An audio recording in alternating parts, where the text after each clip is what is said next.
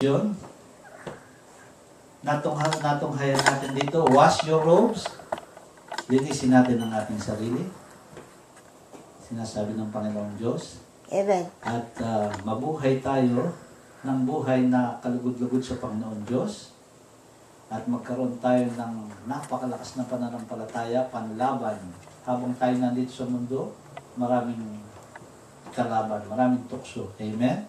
And last, obey God rather than human. Alam natin, nanay mo yan. Alam mong mali, susundin mo pa.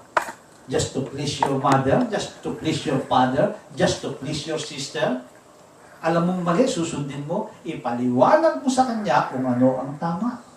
Huwag mong babastusin siya. Sabihin mo ito ng may respeto. Amen? Nanay, yung sinasabi niyo ay makakadestroy sa aking pamilya. Ang sinasabi ng Diyos, ang pinagsama ng Diyos ay kinakailangan walang makapaghihiwalay. Amen?